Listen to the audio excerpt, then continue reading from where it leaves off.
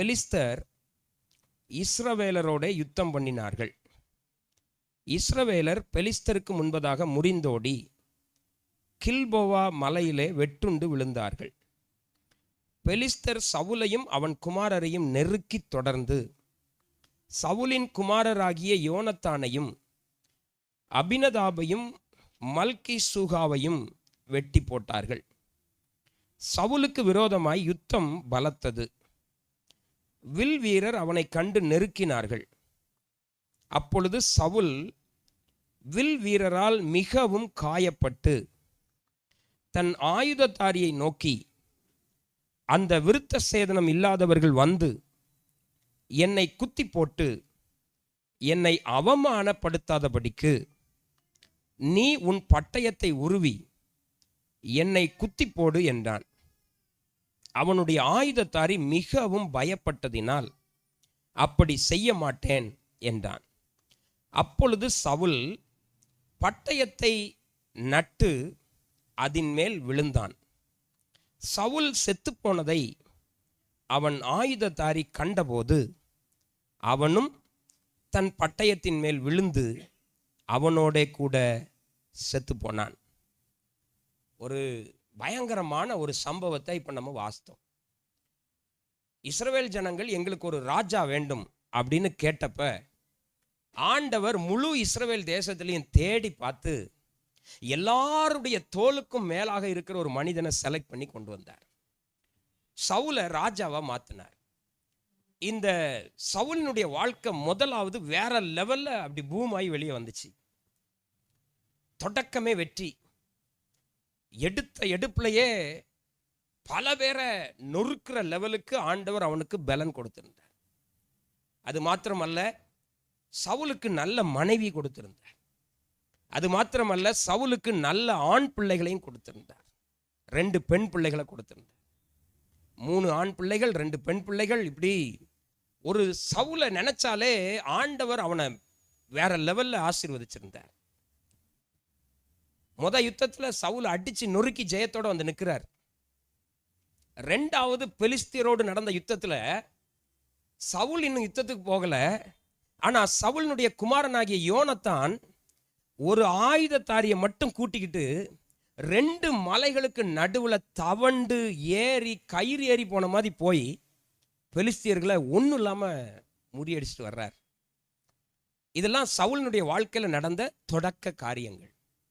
ஆனா இப்பேற்பட்ட சவுல் ஒரு வார்த்தை சொல்றாரு,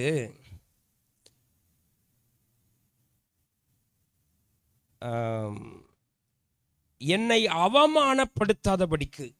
எத்தனாவது வசனம்? 4வது வசனம். தன் ஆயுததாரியை நோக்கி, அந்த விருத்த சேதனம் இல்லாதவர்கள் வந்து என்னை குத்தி போட்டு என்னை அவமானப்படுத்தாதபடிக்கு அப்படிங்கிறார். நல்லா கவனிங்க. பெரிய ராஜா, இஸ்ரவேலின் தேவனுக்கு அடியாளா இருந்த ஒரு மனுஷன். அவன் சொல்றான், என்னை அவமானப்படுத்திடாதபடிக்கு குத்தி கொன்னுருடா அப்படிங்கிறான். மனுஷனுடைய வாழ்க்கையில ஒன்று சொல்ல வரேன், மனுஷன் எதை வேணாலும் தாங்குவான், ஆனா அவமானத்தை தாங்க முடியாது. சொல்லுங்க, அவமானத்தை தாங்க முடியாது. ஆனா அந்த உலகத்துல சில பாவிகள் இருக்கிறாங்க. அவங்க எப்படி இருப்பாங்கன்னா, கடல் வந்து தன்னுடைய அழுக்கை நுரையாய் தள்ளுகிறது போல தங்களுடைய அவமானங்களை வெளியே தள்ளுவார்கள். அவங்கள விட்டுருங்க. ஆனா அவமானத்தை விரும்பாத நபர்கள் தங்களை குறித்து ஒரு சிறு தவறு வெளியே சொன்னால் கூட தாங்க மாட்டார்கள். இப்போ ஒருத்தர் என் ஆதார் கார்டை கேட்டார். ஒரு காரியமா கொடுத்துட்டேன். அதை ஜூம் பண்ணி பார்த்தப்பறம் தான் தெரியுது என் முகமே எனக்கே பிடிக்கல. எனக்கு அது எனக்கு பிடிக்கலங்கிறத விட இந்த மோசமான முகத்தையா நான் அவருக்கு அனுப்பியிருக்கேன்னு எனக்கு இப்போ வருத்தமா இருக்கு. ஒரு ஆதார் கார்டில் இருக்கிற முகத்தையே என்னால் ஒருத்தருக்கு அனுப்பிட்டு சந்தோஷமா இருக்க முடியல. அப்போ நம்மை குறித்து ஒருவர் கேவலமாக தெருவில் பேசுறார், அல்லது நம்மை குறித்து அவமானப்படக்கூடிய ஒரு காரியம் நம்மளை சுற்றிலும் நடந்திருக்கிறது என்றால் நம்முடைய உள்ளம் எப்படி உடையும்? கொஞ்சம் யோசிச்சு பாருங்க. நம்முடைய பிள்ளைகள் பள்ளிக்கூடத்தில் ஏதோ ஒரு விதத்தில் அவமானம் அடைந்து விட்டார்கள் என்றால் பெற்றோர்களாகிய உங்களுக்கும் எனக்கும் அதை தாங்க முடியுமா? முடியாது.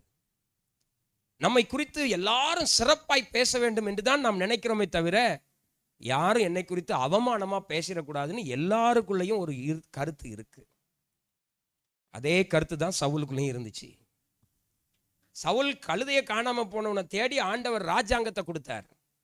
இப்ப அவன் துடிக்கிறான், ஒரு விருத்த சேதனம் இல்லாதவன் என்னைய கொன்னுட்டான் அப்படின்னா எனக்கு அவமானம்டா. இந்த உலகத்துல நான் அவமானத்தோட சாவ விரும்பல. நான் ராஜாவா ஆயிருக்காம இருந்திருந்தா கூட சந்தோஷப்பட்டிருப்பேன்.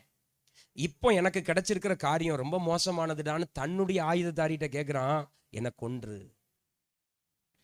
கொஞ்சம் யோசித்து பாருங்களேன், ஒரு ராஜாவுடைய சூழ்நிலை எப்படி இருக்குன்னு யோசித்து பாருங்க. தனக்கு அடிமையா இருக்கிறவன், தனக்கு வேலை செய்யறவன், தனக்கு ஆயுதத்தை தூக்கி கொண்டு தர்ற ஒருத்தனை பார்த்து சொல்றான், என்னை கொன்றுடாங்க. சில நேரம் பிசாசு நம்முடைய வாழ்க்கையில சில அவமானங்களை கொண்டு வந்து நம்மளை கொல்லுவான், அவமானப்படுத்திடுவான். பிசாசுடைய ஒரு நோக்கம் உங்களை அவமானப்படுத்துவது. அவன் உங்களை கேவலப்படுத்தணும்னு நினைக்கிறான். ஆனா ஆண்டவர் என்ன செய்யறாரு தெரியுமா? எவ்வளவு அவமானங்கள் நமக்குள்ள இருந்தாலும் தன்னுடைய ரத்தத்தால மூடிக்கிட்டே இருப்பாரு. அவருடைய சுபாவத்தை ஒண்ணு சொல்றேன், அவர் உங்களை அவமானத்துல ஆனா கூட பார்க்க விட மாட்டார். அப்ப பிசாசு எப்பொழுதுமே நம்மளை கேவலப்படுத்த விரும்புறான். எப்போ உங்க பேரை நாஸ்தி பண்ணலாம், எப்போ உங்க பேரை 4 பேர் சந்து சிரிக்க வைக்கலாம், இது பிசாசு வேலை. ஆண்டவருடைய வேலை இரத்தத்தால் உங்களை கழுவி, உங்களுக்கு ட்ரெஸ் கொடுத்து, ரட்சிப்பின் வஸ்திரத்தை போட்டு, உங்க பாவத்தெல்லாம் மூடி, அப்படித்தானே, உங்க நாத்தத்தெல்லாம் மறைச்சி, நம்ம ரகசியமா செஞ்ச எல்லா காரியங்களையும் வெளியே கொண்டு வராம தடுத்து தடுத்து தடுத்து மூடுறது கர்த்தருடைய கரம். எத்தனை பேர் நம்புறீங்க? உங்க திறமைன்னு நினைக்கலோ? எல்லார் வாழ்க்கையிலும் அந்தரங்கம் இருக்கிறது. எல்லார் வாழ்க்கையிலும் அந்தரங்கத்தில் தவறுகள் இருக்கிறது. இப்ப ஆண்டவர் மட்டும் ஸ்கேன் பண்ணி டிவியில போட்டாருன்னா இதுல ஒரு பய உட்கார்ந்துருக்க மாட்டேன், எல்லாம் புறங்கால் முதலடிக்க ஓடிடுவிய. அவ்வளவு அந்தரங்கங்கள் நமக்குள்ள இருக்கு. ஆனா ஆண்டவர் ஒவ்வொரு நாளும் நம்மளை பார்த்து சொல்றாரு, ரத்தத்தால மூடுறேன்டா, மறைக்கிறேன்டா, உன்னை நான் சேவ் பண்ண விரும்புறேன்டா, உன்னை நான் கேவலப்படுத்த விரும்பலடான்னு சொல்றாரு. இந்த தெய்வத்தை ஆராதிக்க வாங்கன்னு தான் சொல்றோம். இப்ப புரியுதா? சவுல் சொல்றாரு, எனக்கு அவமானமா இருக்குடா, இப்ப கொஞ்ச நேரத்துல நான் செத்துருவேன், ஆனா அவன் என்ன கொன்னான்னா சரித்திரம் கேவலமா பேசுண்டா. எனக்கு விருத்த சேதனம் இருக்கு, எனக்கு அனாயிண்டிங் இருக்கு, எனக்கு காலிங் இருக்குடா, என் மேல ஒரு தேவனுடைய அழைப்பு இருக்குடா. நான் இப்ப இப்படி செத்தேன்னு சொன்னா சரித்திரம் என்ன கேவலமா பேசும். சிலருடைய பிரச்சனையே அதுதான். ஆண்டவரே, இவ்வளோ நாள் நான் வளர்ந்தேன், இவன் முடிவு வருது, என் முடிவுல என்ன சொல்ல போறீர்? என் குடும்பத்தினுடைய முடிவுல நீர் என்ன சொல்ல விரும்புறீர்? ஒன்னு சொல்றேன், ஆண்டவர் சொல்றாரு, முடிவு சம்பூர்ணங்காரு. அவர் எப்பவுமே என்ன சொல்லுவாரு? உன் ஆரம்பத்தை விட உன் முடிவு சூப்பரா இருக்கும்டாம் பாரு. நீ தொடங்கினதை விட நீ வெட்டியா முடிப்பேன் பாரு. அவர் சொல்லுவாரு, அற்பமான ஆரம்பத்தை எவன் அசட்டை பண்ணுவான் பாரு. அல்லேலூயா. செருபாபேல்கிட்ட சொல்றாரு, நீ தானே அஸ்திவார கல்லு வச்ச? ஆமாண்டவரே, நீ தாண்டா முடிக்கணும். ஒரு இடத்துல சொல்றாரு, தலைக்கல்லை செருபாபேல் கொண்டு வருவான். அதை இன்னொரு டிரான்ஸ்லேஷன்ல ஒருத்தர் சொல்றாரு, முடிக்கிற கல்லை செருபாபேல் வைப்பாங்கிறாராம்.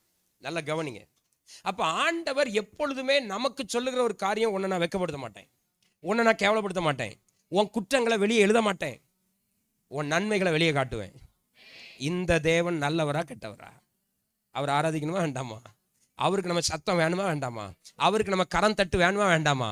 அல்லேலூயா, ஆமென். நல்ல கரங்களை தட்டி சொல்லுங்க, டாடி உமக்கு இந்த கரத்தட்டு. ஆமென். கவனிங்க, அவன் சொல்றான், என்னை அவமானப்படுத்தாதபடிக்கு. ஆனா கடைசியில் என்ன நடந்தது தெரியுமா? தான் ஈட்டிய தன்னுடைய பட்டயத்தை தரையில ஊனி மேல விழுந்துட்டான். எப்படிதான் அந்த காலத்துல அதெல்லாம் செஞ்சானுங்களோ தெரியல. ஆயுதத்தாரி பார்த்தான், தலைவரை செத்து போயிட்டாருன்னு அவரு ஒரு ஆயுதத்தை கீழே ஊனி அவரும் செத்துட்டார். கடைசியில் நடந்தது என்ன தெரியுமா? சவுல் உயிர் போகாம அந்த பட்டயத்துல இருந்து வெளியும் வர முடியாம துடிச்சிட்டு கிடக்கிறார். அப்ப அந்த பக்கமா கில்போவா மலையில ஒரு அமலேக்கியன் வர்றான். அமலேக்கியனை கூடுறான், டேய் நீ யாருடாங்க? அவன் சொல்றான், நான் ஒரு அமலேக்கியன்.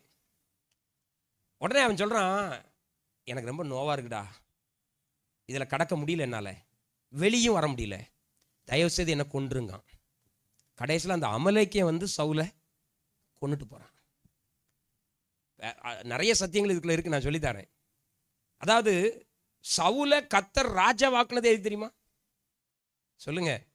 அமலேக்கின கொல்ல முதல் டார்கெட் சவுலுக்கு கொடுக்கப்பட்டது என்ன தெரியுமா? அமலேக்கியன் என் ஜனங்கள் கானானுக்கு வரும் பொழுது வழிமறித்ததை நான் நினைவில் வைத்திருக்கிறேன். ஸோ உன்னை தெரிஞ்செடுத்ததற்கு நோக்கமே அமலேக்கியன் பூமியில இருக்கக்கூடாதுன்னாரு. ஆனா இவர் என்ன பண்ணாரு? தோற அமலேக்கிய ராஜாவாகி ஆகாக்க உயிரோட கூட்டிட்டு வந்தார். அமலேக்கிய தேசத்தில் இருக்கிற மாடுகளை, கொளுத்த மாடுகளை உயிரோட கொண்டு வந்தார். கடைசியில் சாமுவேல் போய் அந்த அமலேக்கிய ராஜாவை காலி பண்ணார். அப்போ நல்லா கவனிங்க, தேவன் இந்த உலகத்தில் நம்மை எதற்காக உண்டாக்கினாரோ அதை நாம் செய்யாவிட்டால் நம்முடைய இறுதியில நாம் எதை செய்யாமல் விட்டோமோ அதுதான் வந்து நம்மை அவமானப்படுத்தும். இப்ப சொல்றது விளங்குதா? சிலருக்கு புரியாது, அப்படிதானா? சில காரியங்களை கர்த்தர் உன்ட்ட டார்கெட்டா கொடுத்திருப்பார். டேய், உன்னை நான் தெரிந்தெடுத்ததுக்கு நோக்கமே இதாண்டாம்பார். நம்ம அதை செய்யாம யுத்தம் பண்ணலாம், அரண்மனை கட்டலாம், ராஜ்யத்தை உண்டாக்கலாம், பொண்டாட்டிகளை கட்டலாம், பிள்ளைகளை பெத்தெடுக்கலாம், பிள்ளைகளை படிக்க வைக்கலாம், எல்லாம் நடக்கலாம். ஆனா சொன்ன ஒன்ன செய்யலைன்னா நம்முடைய முடிவில் வந்து நமக்கு அவமானமா நிற்கிறது யாருன்னா அந்த அமலேக்கியன் தான் வந்து நிற்பான்.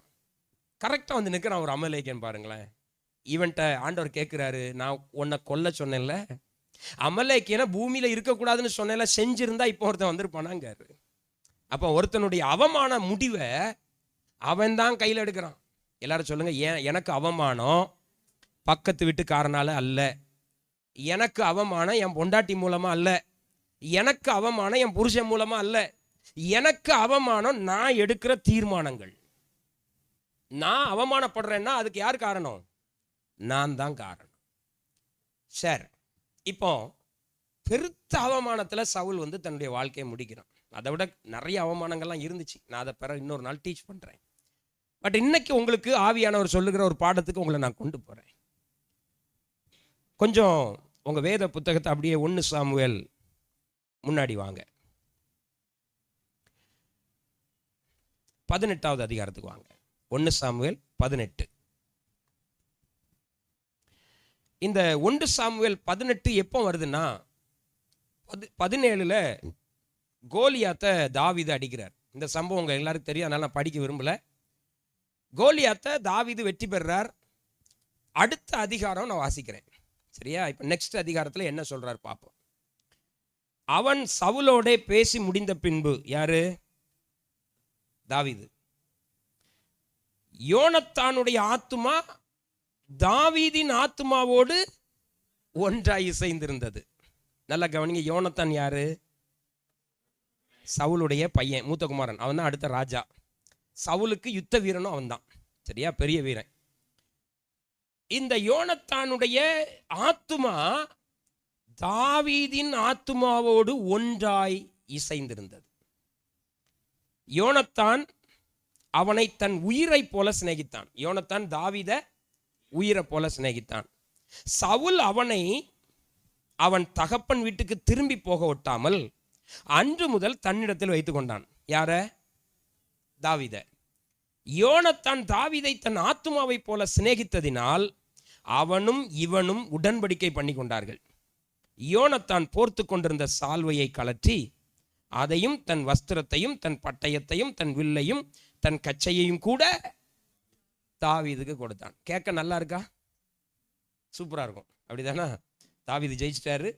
உடனே யோனத்தான் வந்து தாவீத, ஆனா இந்த யோனத்தான் பண்ண அதிமுட்டாள்தனத்துல ஒன்ன சொல்லித்தாரு.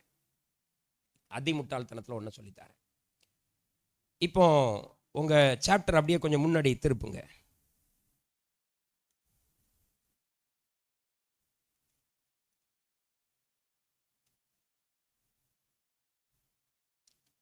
பதினான்காம் அதிகாரத்துக்கு வாங்க.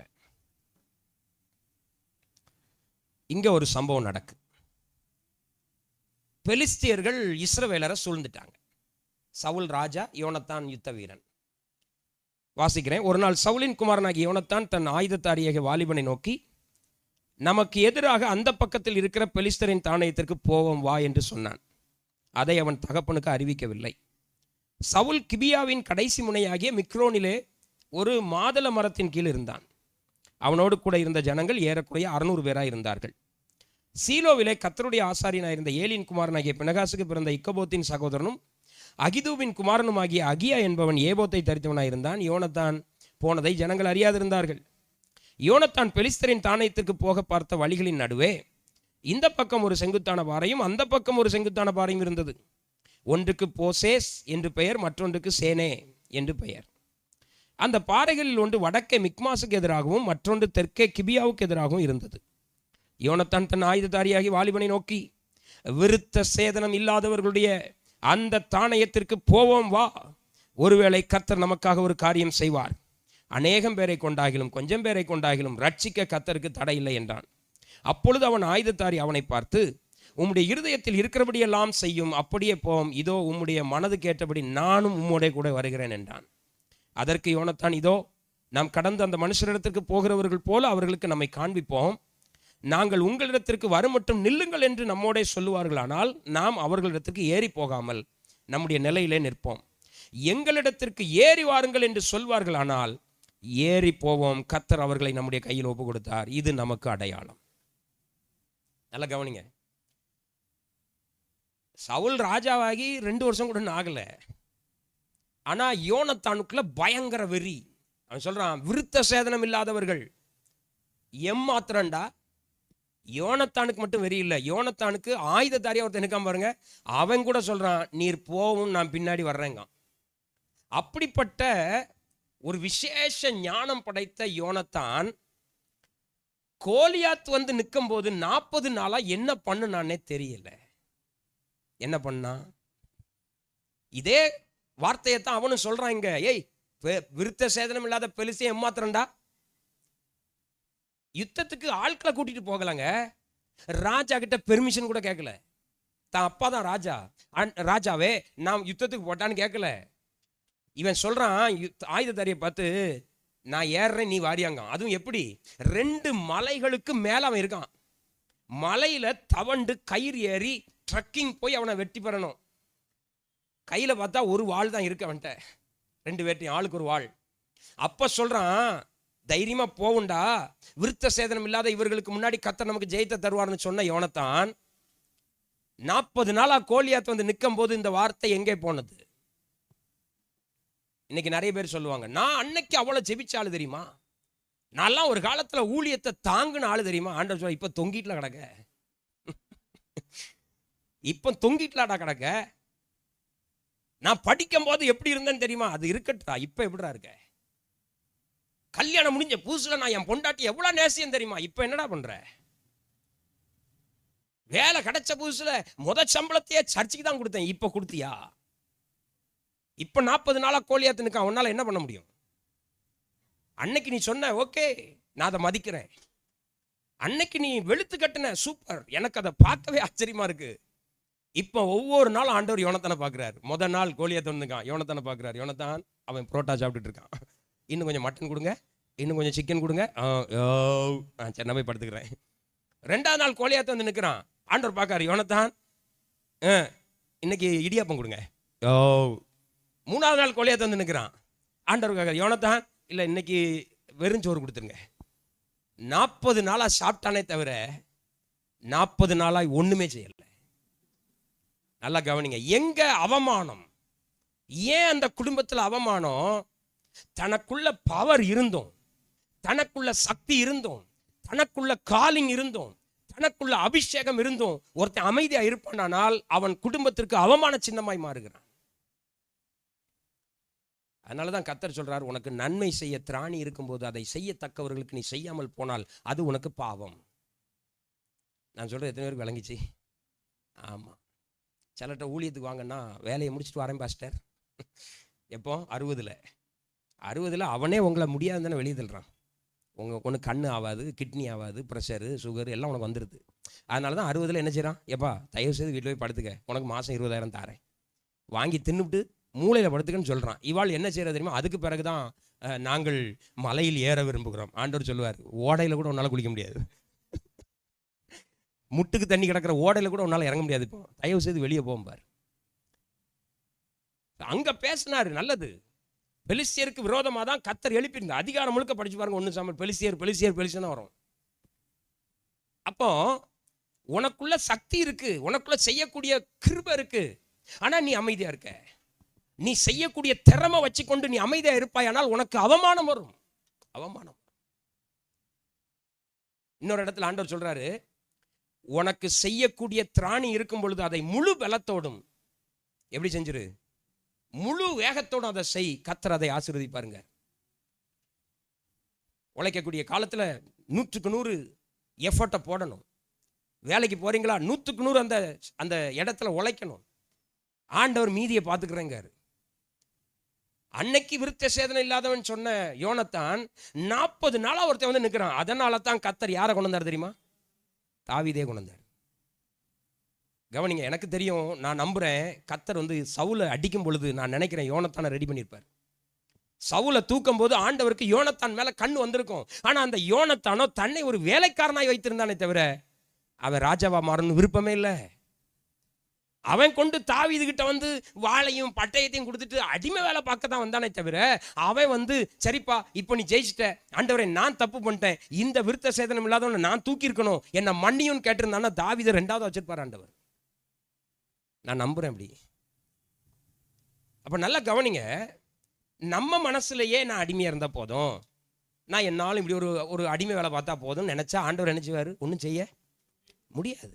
நமக்குள்ள ஆண்டவரே எனக்கு இருக்கிற காலிங் பெருசு, நான் தேசத்துக்கு ஆசீர்வாதமானவன், நான் ஒரு 10 குடும்பத்துக்கு ஆசீர்வாதமானவன் இல்லை, என் கரத்தில் வருகிற மணி இன்னும் எத்தனையோ பேருக்கு ஆசீர்வாதமா போகுது, நான் குடும்பங்களை கட்ட போறேன்னு சொன்னா ஆண்டவர் அதுக்கு ஏற்றபடி கொண்டு போவார்.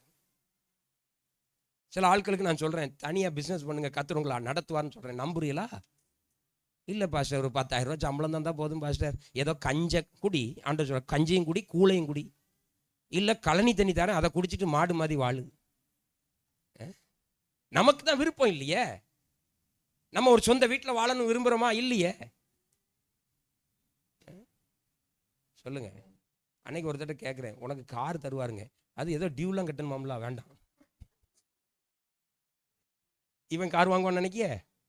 நான் சொன்னேன் டியூ மட்டும் கட்ட முடியாதுடா, டேக்ஸ் கட்டணும், எஃப்சி பார்க்கணும், டயர் பஞ்சரானா டயர் போடணும், ஆயில் சேஞ்ச் பண்ணணும். இவ்வளோ இருக்கோ, அப்போ கார் வேண்டாம், நான் சேர் ஆட்டோலே போகிறேன், சாவு. சொல்லுங்க. சில ஆட்களுக்கு வேண்டாங்குது. நீ நல்லா படிச்சேன்னா ஒரு அதிகத்துக்கு வேண்டாம், அதிகாரியா வாங்கினா ஏதோ அடிப்பாங்களாம்ல, செயலுக்குள்ளலாம் கொண்டு போட்டுருவாங்களாம்ல, அது வேறடா, அது லஞ்சம் வாங்கின அதிகாரிகள். நல்ல அதிகாரியா இரு, வேண்டாம் வேண்டாம். திடீர்னு ஒரு ஆளுக்கு ஒரு பொறுப்பை கொடுத்து இங்க வந்து ஒரு பாட்டு எடுத்து ஐயோ கால் கையில் ஆடுது, கிடுகிடுன்னு ஆடுது, சரி அப்ப அங்கே இருந்துக்க. சொல்லுங்க, மனதில் என்ன வேணும்? நான் ராஜாவுக்கு பிள்ளை, அடுத்த கிங்கா நான் மாறணும். லூசு பைய மாதிரி சட்டையை பனியனெல்லாம் கலத்தி கொண்டு யார்கிட்ட கொடுத்துட்டு இருக்கான்?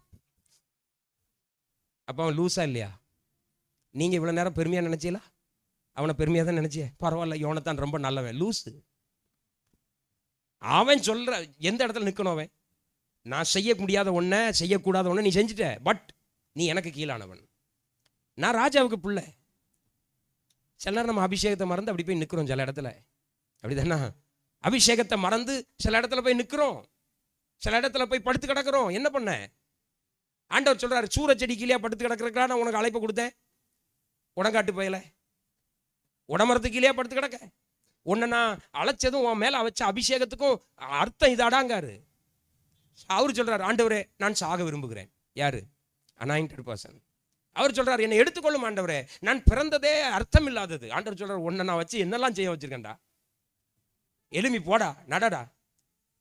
ஒரு நாள் கொடுத்த சாப்பாட்டில் எவ்வளவு நாள் நடந்தார் தெரியுமா? இரவு பகல் நடந்து போனார். அவ்வளவு பலன் அவருக்குள்ள இருக்கு. சிம்சோன்ட்ட சொன்னார், நிலைய தூக்கிட்டு போடான்னாரு. அவன் போய் தெளிலால் மடியில் படுத்து கிடக்குறான். எங்கன படுக்கணும்னே நம்மளாம் லூசுகளா இருக்கும். ஆண்டவர் கேட்கிறார், ஓ அனாயிண்டிங் என்ன? அவன் சொல்றான், மலையை தூக்கிடுவேன். ஓ அனாயிண்டிங் என்ன? எவ்வளவு பெரிய கயிறை வச்சு என்ன கட்டினாலும் புஷ் அப்படின்னு போவோம். ஆனா இப்ப அவர் எங்க இருக்காரு? கோலியாத்துக்கு பயந்து புரோட்டா சாப்பிட்டுட்டு இருக்காரு. சொல்லுங்க, இன்னைக்கு நம்ம வாழ்க்கையில நம்முடைய நிலவரம் தெரியாம யானை அது வயிற்ற வச்சு இப்படி உரசுனா தென்னை மரம் விழும். காலை வச்சு இப்படி உரசினா பனைமரம் விழும். ஆனால் 35 கிலோவில் ஒருத்தன் சட்டை கூட போடாமல் ஒரு கோமணம் கட்டிட்டு ஒருத்தன் ஒரு கம்பு வச்சுருப்பான். பார்த்துருக்கலாம்? யானை மேய்க்கிறவனே, யானை போகன், சரியா, பாகன். அவள் கையில் பனியன் போட்டுருக்க மாட்டான். பார்த்துருக்கலாம்? பொதுவாக யானை மேய்க்கிறவன் பாருங்க சட்டை போட்டுக்க மாட்டான். கேரளாவில் நிறைய பார்த்துருக்கேன், பிரதர் பார்த்துருப்பார். இப்படி ஒரு சாரத்தை மேலே ஏற்றி கட்டி அசிங்கமாக கட்டியிருப்பான். உஸ் அஸ் பஸ்ஸுமா, அது அப்படியே நிற்கும். தஸ் அப்படிமா அந்த கடைக்கு போகும். தொஸ் அப்படிமா அப்படி தும்பிக்கி அந்த கடைக்குள்ளே நீட்டோம். அந்த கடைக்காரன் அது வரைக்கும் விற்காத அழுவுன எல்லா பழத்தையும் ரெடி பண்ணி அதை கையில் எடுத்து அதுக்கிட்ட அப்படி கொடுப்பான். இல்லை நான் கேட்குறேன், நீ அழுகுன பழம் சாப்பிட்றதுக்கு அழைக்கப்பட்டவனா? சொல்லுங்க, நீ யாரு? வாழை தோட்டத்தையே தும்சம் பண்ணிட்டு அப்படி புது வாழைக்கொலையை தூக்கிட்டு ஜம்முன்னு போகிற ஆளு நீ. இப்போ வாழைப்பழத்தை வாங்கி அதுக்கு தெரியுது அழுகின பழத்தை தான் கொடுத்துருக்கான் சாமின்னு. ஆனால் இவன் மேலேருந்து குத்துறான், தின்னுங்க. அது சொல்லுது, சரி அழுகின பழம்லாம் பரவாயில்ல அப்படின்னு வாய்க்கில் போட்டு திங்குது. ஒரு தென்னை வாழையை வெட்டி போடுறான், அதை கைக்குள்ளேயே வச்சுக்கிட்டு காலை அடிச்சுக்கிட்டு கொசு பற்றிக்கிட்டு ஓடிக்கிட்டு இருக்கு. கவனிக்கிறீங்களா? அப்போ யோனத்தான் யாரு? யோனத்தான் எதுக்கு தன்னுடைய வஸ்திரத்தை கலத்தி, தன்னுடைய பட்டயத்தை கலத்தி, தன்னுடைய ஆயுதத்தை கொடுத்துக்கிட்டு உன் ஆத்மாவோடு என் ஆத்மா இணைஞ்சிருக்கிறது? சொல்லுங்க. அவமானத்துக்கு காரணம் இப்போ புரியுதா? 40 நாள் கோலியாத்து நிற்கும் போது இவன் ஒரு நாள் வார்த்தை சொல்லியிருந்தான்னு வைங்களேன், யார் அடுத்த ராஜா? சொல்லுங்க. சவுல் கொண்டது 1000, தாவீது கொண்டது 10000 அப்படின்னு முறையா பாட வச்சது யாரு? யாரு? யோனத்தான். நான் சொல்றேன், அவன் அப்பனுக்கு கோபம் யார் மேல? தாவீது மேல. முதல்ல கோபம் யார் மேல வந்திருக்கணும்? ஒன்று தான் மேல வந்திருக்கணும். கோலியாத் செத்தன்னைக்கு நான்லாம் ஒரு மனுஷனாடா, செத்து தொலைகிற ஆண்டவரேன்னு பட்னி கடந்து செத்துருக்கணும் சவுல். அன்னைக்கு செத்துருந்தானா அமலேக்கியம் கொண்டிருக்க மாட்டான். சொல்லுங்க, ஆண்டவர் மன்னிச்சிருப்பாரு. அவன் சாகல. சரி டே யோனத்தானுங்க வாடா லூசு பையல, 2வது யுத்தத்தில் நீ என்னடா பண்ண? எனக்கு தெரியாம போய் ஜெயிச்சல்ல, இப்போ இந்த கோலியாத்தை நீ தெரியாம போய் அடிச்சிருக்க வேண்டியதானு அவனை கொண்டு இருக்கணும். அவன் 2 பேரையும் கொல்லலை. யாரை கொல்ல வந்தான்? இவனுக்கு எண்ணம் பூரம் தாவீதை கொல்லணும், தாவீதை கொல்லணும், தாவீதை கொல்லணும்.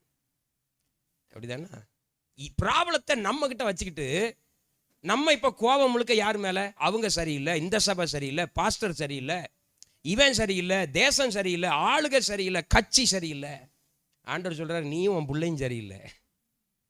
நீங்கள் 2 பேரும் சரியானா தேசம் ஆசீர்வதிக்கப்பட்டிருக்கும்.